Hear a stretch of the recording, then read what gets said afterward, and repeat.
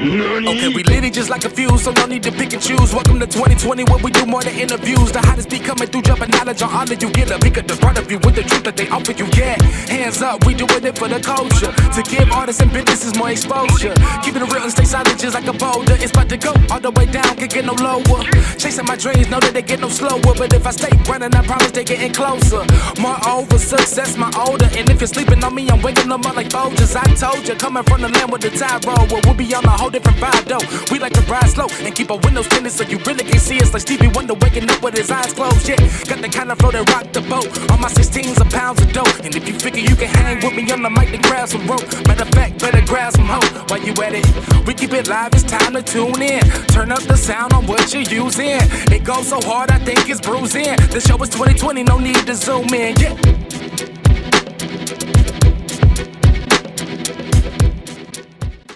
Hey, yo, what's up? It's your boy, Sirr of the 2020 Podcast, LLC. Please say the LLC. I worked hard for that shit.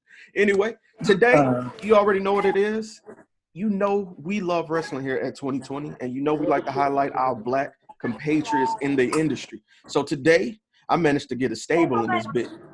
We got Culture Inc. in the building, the future evolution of wrestling. Culture effing Inc. You see the merch? God damn it. You see the merch. Grab it. All right, so first things first. I like to give out flowers before we get started. I want to tell each of you thank you for taking time out of your day to do this. Nick did let me know that you guys are doing some tapings today. So like I said, I'm going to make this brief. And if you guys want to keep talking, that's up to y'all. You know what I'm saying? I just don't want to interrupt your time.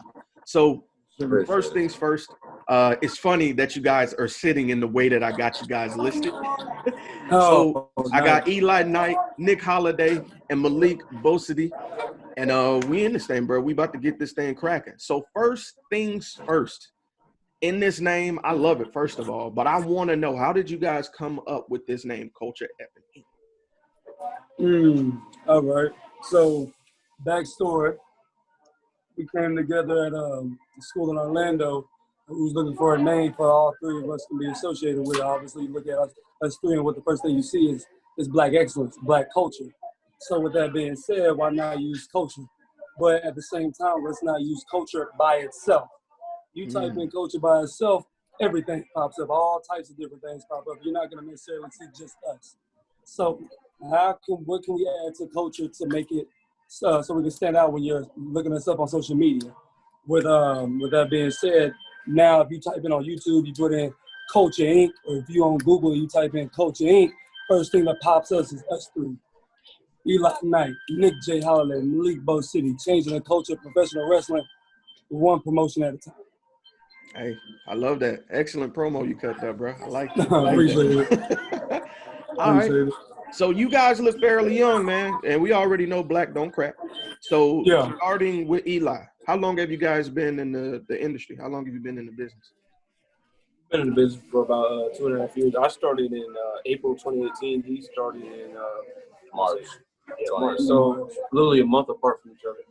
Wow. Yeah. Wow. So he started.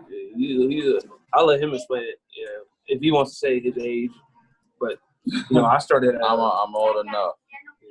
That's it, but I keep on going. You know what I'm saying? So, like you said, black don't crack. Just like it says in the slogan, Culture Inc. It features 3 different generations of wrestling. He's finna just get the food quick, but the beauty thing about our faction is it features 3 different generations of wrestling. Malik being first me being the second generation, and then the youngest Eli being the 3rd generation. So we got everything, all the basics covered as far as that. Yeah, so he's just getting the food real quick. It's all good. So yeah. All good. Okay. So question with you, was that like a benefit for you guys, with you guys being able to draw from information from 3 distinct generations? How do you guys manage to mesh that into like a cohesive unit? Because I've watched a lot of your highlights over the past week, and I like the way you guys move. My key thing is chemistry. Chemistry when you have to tell a story with your bodies. You know what I'm saying? And that's what you guys are. You guys are storytellers. But how do you guys, because I know it doesn't come overnight. There has to be some chemistry and camaraderie outside of the business. So how did you guys manage to, hey, you're in this generation, I'm in this generation, this is the baby, kind of like you did earlier with Eli. So how did you guys manage to make it mesh? Yeah. All right, so how it meshed it was just, like you said, it wasn't overnight. It actually is always a work in progress because of the generational gap we have. But I'm not going to say that in a negative tone. It's actually very beneficial, you know. Mm-hmm. I have my years of wisdom and knowledge and how things are and work. And he has his youth and, you know, his fire, you know what I'm saying? And then with the middle also, the big glue that always puts together, and then his ideas also, like, it just works from a generational standpoint. I love it. I love it. I like the fact that you guys seem like brothers. I'm gonna be honest with you. A lot of times, you know, people, you can tell they just work together, but you guys genuinely, even the way you sit, because a lot of times when people don't really know each other, they try to have like that personal space, you know what I'm saying, in between. But y'all are like, bro, you my brother. It don't matter. So when it first started, when we first started getting shows, getting booked together as a coaching, as a cohesive unit, it took some time, but little things, man. Like we all lived in the same area, Central Florida in Orlando. I want to say I was down the street from Malik, and then glasses. Okay. Then I want to say Eli was right down the street as well. I want to say maybe 12, 15 minutes down the street from us, not too far. Wow. So with us being all in the same area, we were able to meet up to train. We were able to meet up to eat the weight room. We were able to meet up to do promos. We were able to meet up and just bond. You know what I'm saying? Just the little things. So it all goes a long way. Hey, okay. I love it. That is the convenience of being down the street. You know what I'm saying? Because a lot of times people are from completely different backgrounds and different areas and having to overcome that. You know what I'm saying? There can be a barrier of community sometimes that we have to overcome to achieve that brotherhood. So that's a benefit to you guys that you're able to do so, especially with 3 distinct different generations. That's amazing. That's really dope. That's really dope. Exactly. My apologies. You're fine, bro. Look, I already said you guys are eating. Look, I understood. Yeah. All right. So my next question. So with being a unit, with getting to this point, obviously there are obstacles. What are some of the obstacles you guys encountered along this route of being a Black stable, you know, getting in on the business? Shout out to future evolution of wrestling. Like, what did you guys come across that you had to, you know, really battle with? So I'm gonna say this is I don't know about them, but for me, I like to dictate our image. I like to put an image out that we're just not I want to say just like gangsters. Like, you know what I'm saying? I don't want to put out the image that we are glasses. So I don't want to put the image out that we're just thugs and gangsters, 3 brothers from the hood type thing, you know what I'm saying? Trying to put on for the culture, you feel me? But we're three, like I said, 3 different generations of men, grown men that are well-respected, well-mannered,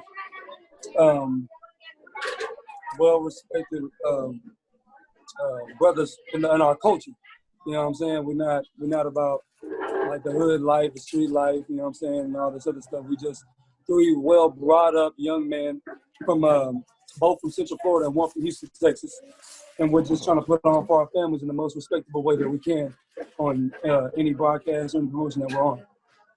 See, I like that. I really feel that overcoming stereotypes, because it's easy to be the angry Black guys. And unfortunately, we've seen a lot of that in wrestling. You know what I'm saying?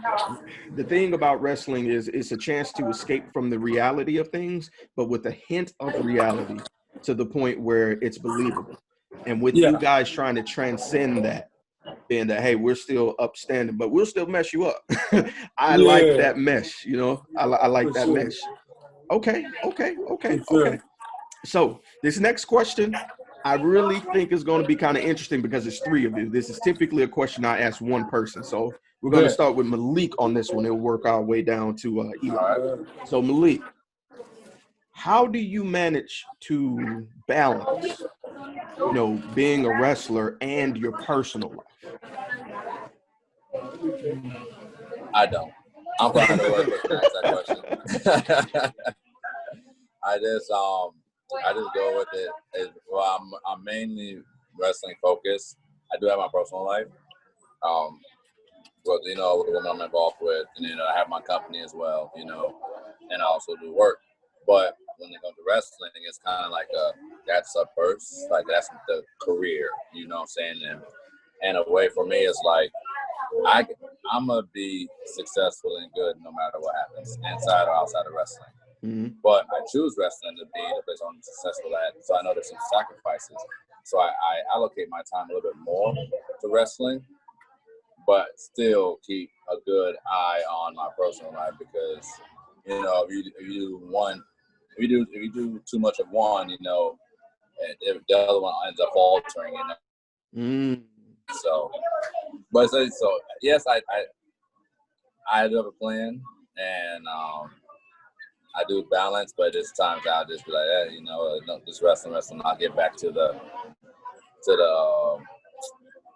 personal life in a second.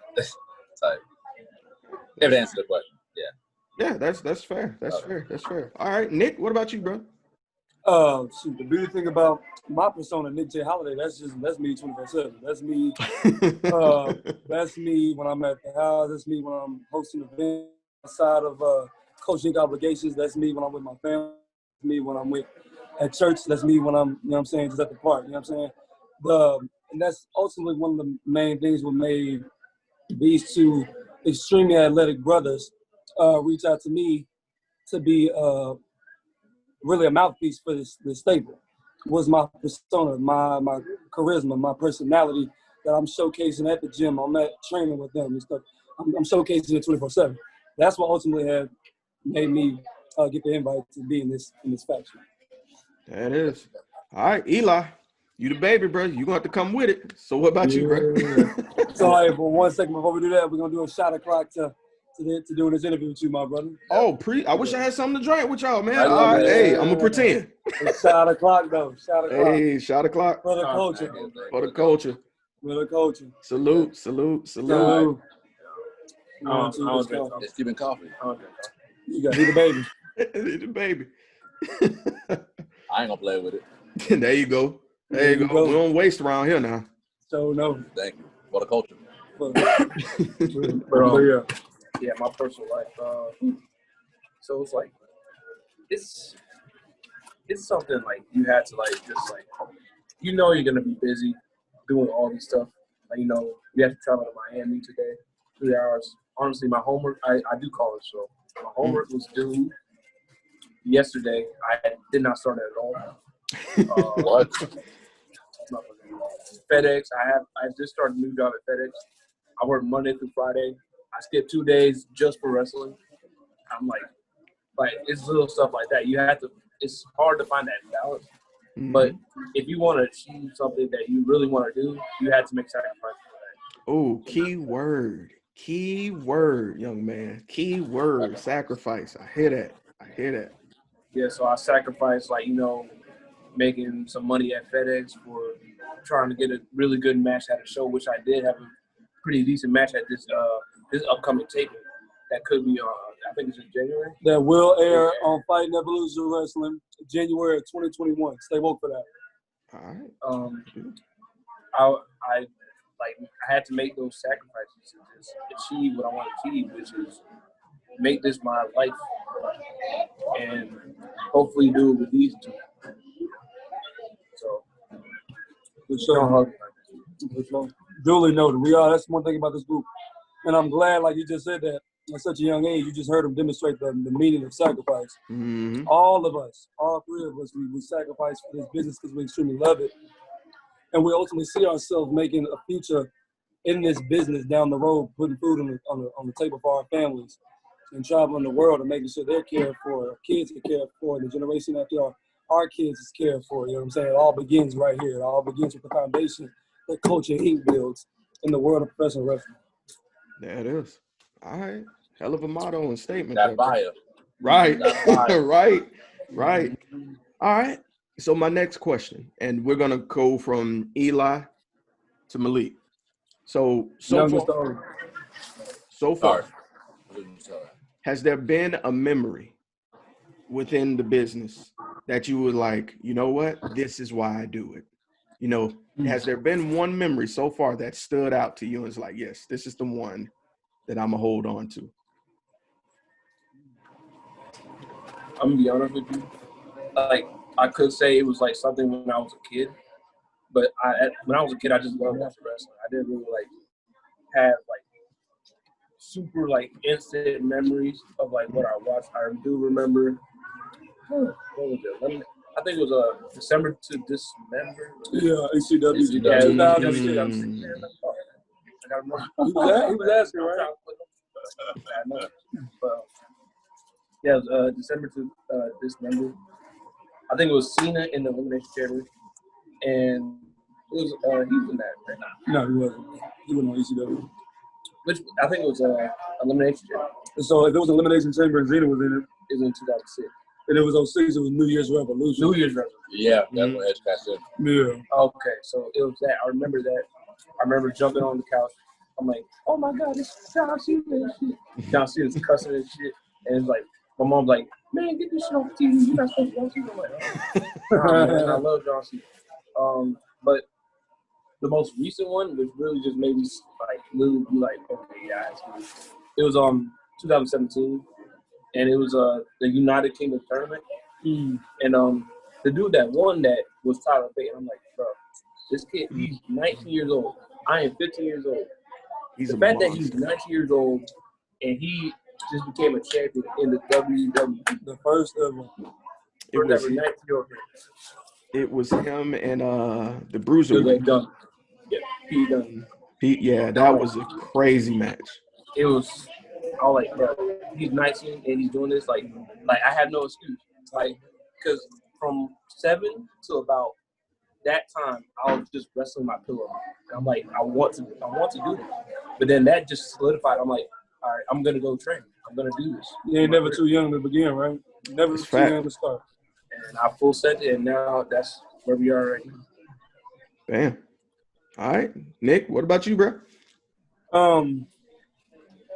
So I'm gonna take you back to 2016, man. I was making a transition from Houston and moving to Orlando for a scholarship I had at Full Sail in science and marketing.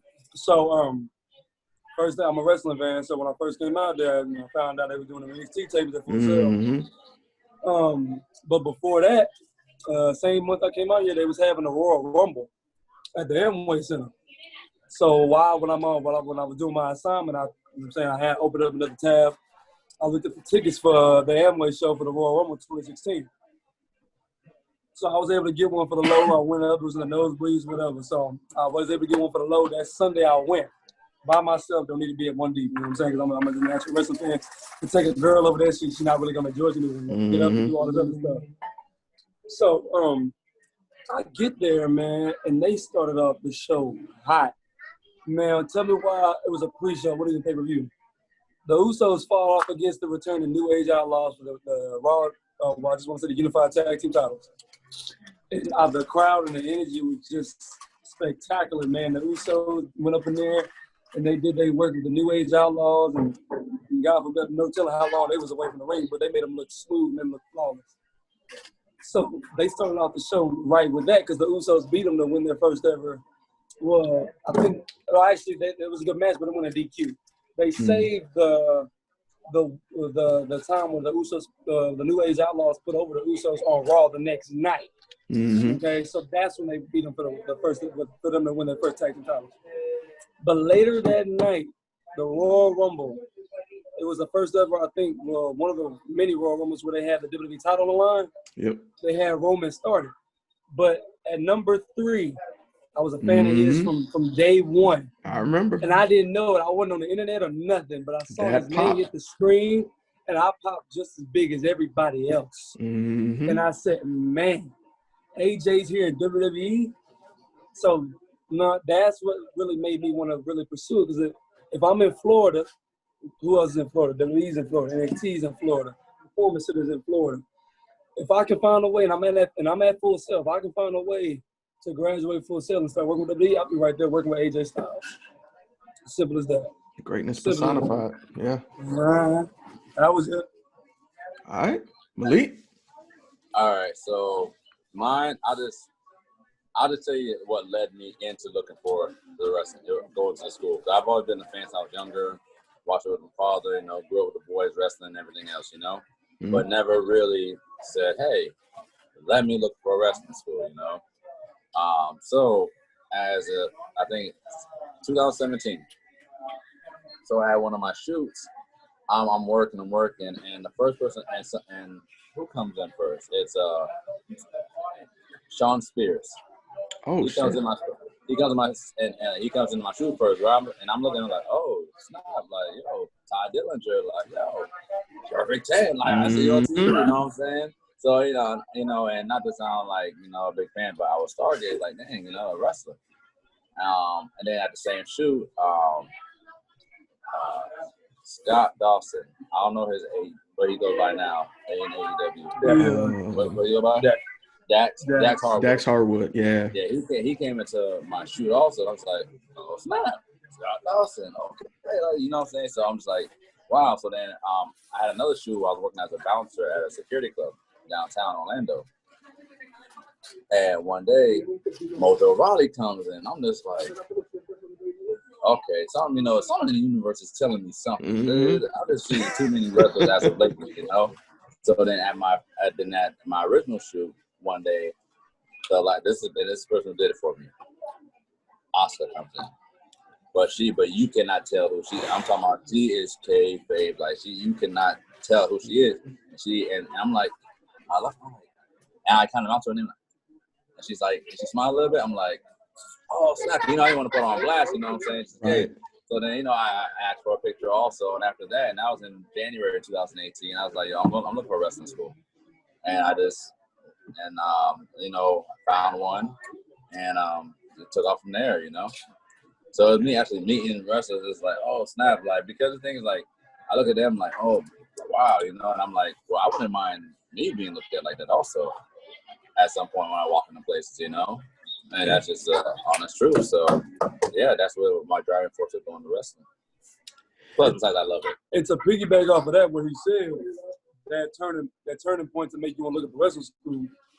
Like I said, after that Rumble, I went to NXT, got the last ticket, right? So I guess I was just fake. Got the last ticket, went up in there, we did our thing. And then I looked up some wrestling schools afterwards. First one I saw was 2.0 because they was advertising the seminar they was doing with Tessa Blanchard. Mm-hmm. I go up in there, Malik up in there, we hit it off, we meet. So we established a relationship first. And then, like, to piggyback on what Eli said, 2 or 3 months later, here comes this skinny, lanky, bald-headed. Athletic, though. Athletic. I want to say maybe. A lot of people are like, oh, he's going to be the one to go against you, Bosede. And you see him. They call me Mini. Yes. I didn't like that they called him by Mini Malik, you know what I'm saying? Because I'm like, he's his own person, like. Right. Like, but to be open, I never really saw it like as like, okay, a tag team was like, okay, like, damn, like, little dude got moves, like, shoot, like, you know what I'm saying? As when we got put together through Savio Vega, I was like, this makes sense. This just makes sense for all this to work as a team, so, yeah. There's a common thread in all of your stories where the universe moved and guided things to bring that confirmation you guys needed, and the way you guys met lets me know that this was on purpose. This was supposed to be, you know what I'm saying? So that's everything. To get confirmation personally, it may not show to everybody else, but when you know it within yourself, that's all the vindication you need. Honestly, that's everything. So I want to say kudos to you guys, because I often say the hardest thing to do is to follow your heart is also the scariest. So the fact to see 3 Black men successfully chasing their dream is everything. And that's why I definitely reached out to you guys. Because the crazy thing is I've interviewed a few other wrestlers and they pointed me in your direction. It was like, yo, we mess with them heavy. Go check them out next. I kid you not. I'm not gonna say who, but that's how I came across your information. I appreciate it. Tell them we appreciate Tell them it. mad respect. Mad And respect. the crazy thing is, they're in a completely different region of the United States. So Really? I wanted to give you guys that bit of information so people have eyes on you when you don't know it. So I just wanted to give you those flowers. Now, I told y'all I wasn't gonna be long now, so I'm gonna wrap my shit up and get ready to go. So I'm gonna end with this question for you guys. It's my dream match question. You knew it was coming because I told you. Yeah. Oh, yeah. So if you could have any program with any stable, past or present, who would you choose? I'm gonna let you kick us off on that, Malik. Why me first? Well, I got you. So I'm gonna kick you off with that. So, man, I gotta take it to the current WWE product right now, and I'm gonna take it to an OG whose backyard we're in doing these tapings for Fighting Evolution Wrestling. I'm gonna have to take it to Mr. 305 MVP and what he's doing with the Hurt Business. The Hurt Business is the thing, bro. I'm gonna have to take it with him. I would most want. That's a dream program for me. Mouthpiece against mouthpiece for the most part is what he says he is, but he's also doing other stuff which I really commend. But I can see a program with me, the Hurt Business versus Coach League, Mike to Mike with MVP, Malik Bosede going head on with their powerhouse, even Lashley, or you know what I'm saying, taking the Shelton Benjamin. I'd rather Shelton Benjamin. And then I can see, I can see us taking Lashley on a handicap match. You know what I'm saying? I can take that. And I can also see the magic him and the person that we trained with. It actually came to 2.0 and graces us with some knowledge and did some rest with us. Cedric Alexander. I can see him and Eli Knight putting on magic. I'm gonna say for me in that group it would be Shelton or MVP. Definitely Bobby Lashley, but I mean obviously I'm not in the powerhouse division. Not taking away from MVP or Shelton now, but they're in different lanes. Yeah. Right. But Shelton had one of the most purest athletic athletes to ever cross WWE, period. So I would definitely love to test it against him. And then technician-wise and just like working-wise, MVP, of course. Mm-hmm. And if I want to go in speed-wise, Cedric. Right. They work, but they all have a, you know what I'm saying, that fits together. So going against a Hurt Business, hell yeah. Like, that, for me, that'd be a 2 thumbs up quickly. Hell yeah. You know, I'll throw Harlem Heat in there too for old school tag team. There we go. Now you clicking. Say Harlem Heat Now we clicking. That was my tag team growing up. For a past dream match, he says Harlem Heat. I say Crime Time. Rest in peace, Shad. Yeah. Yeah, rest in power, Shad. That I can see us working magic with them. You know, you saw they like to hit little licks in the backstage area. You saw when they stole leader stuff and they was auctioning it. I can see us doing the same kind of games with them. They was auctioning off Royal Rumble numbers to some of the guys in the back. I remember that. Shad was. They finessed Eugene out of all his money. So I can see us doing that same thing, doing the program with them. So. All right. Eli, pressure's on, bro. A lot of stable. Yes, it is. I would say, I'm not gonna say it for you, but also just for experience wise, also, I would say Evolution. Look, if you think about it, they had all that generations. We are just missing one, but you had Ric Flair as the boom. You know what I'm saying? Now was the wisdom. Now was the knowledge. You know what I'm saying? Not comparing myself to Flair, but obviously, you know what I'm saying. Right. That'd be the role I would somewhat fulfill. You know what I'm saying? Well, you're not a wrestler, but like Eli would be Randy Orton, the future. You know what I'm saying? And then we have you'd be Triple H, but you always like to think and be cerebral and stuff. Yeah. He always developing the master plans. The tactician. Together behind the scenes. We just need a Batista, the bigger one. That's you know what I'm saying? But exactly. So I would say Evolution on that, just from those stats. You know what I'm saying? But like you said, in this the world of wrestling right now, there's a lot of black wrestlers out there. So where like I like to take a little shot at some of the other ones, you know what I'm saying, a little promo. I can see us working a promo with these guys, but like I told them in one of our old interviews, we don't have to profit off the streets saying we want the smoke. Okay, we don't have to do that. Okay, we already woke. Everywhere we go, the city know they woke as well. They lit, and like I said, if we was to ever throw a party, it wouldn't nothing be private about it. You know what I'm saying? It'll be live at 5 with everybody in the city. You know what I'm saying? for the culture, everybody come down and turn up. You know what I'm saying? So, Hey, mhm. hey, look, I appreciate you writing checks that I feel you can cash though. You know what I'm saying? I feel, hey, I like it. I like it. Big pockets. Word. Make the shit happen. Somebody. Tony Khan, somebody. Shit. Make it happen. Yeah. Gentlemen, if anybody wanted to follow Culture Inc., how could they follow you? So you can follow Coach Inc. on Instagram, of course. That's Culture Inc. with 2 eyes on the ink. We got a business page on Facebook, Culture Inc.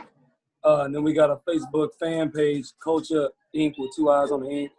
We're also trying to build up our Twitter. If y'all can help us out with that, follow us on Twitter, Culture Inc. 2 eyes on the ink.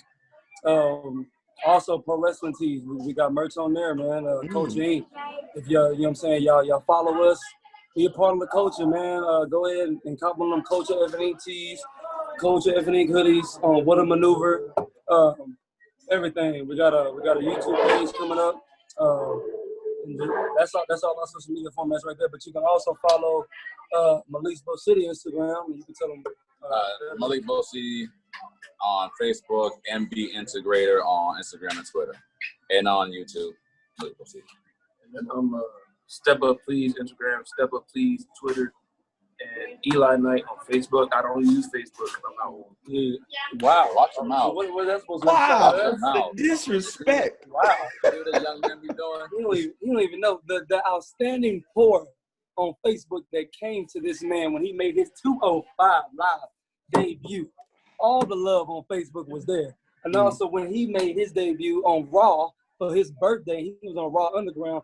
All the love for Facebook came in and they show love to them off of Coach. You better get on Facebook. Hey, man, I'll say this, young man. I'll say this. It's a great tool for networking. Thank you. It is. Definitely. I know. Thank you. For me, it's just Nick J. Holiday altogether, Nick J, and then the word holiday at the end of it, HOLIDAY, Nick J. Holiday altogether. That's on Instagram, that's on my Facebook, and that's on my Twitter. All right. Well, look, gentlemen, I appreciate you again taking time out of your day. I appreciate the conversation. I think it's important that we show our culture. See what I did there? Yeah, like my that. man woke. Like, My man woke. you know? Yeah. So that being said, this has been your boy, Sirr, the 2020 Podcast, LLC, Culture Effing Inc. You know what it is. You know it. You know what And it do not is. forget that LLC on that name. Don't forget No, the we got LLC. No, we got you. And for everybody listening, stay woke because the future is ours. Beware of the culture. Bam.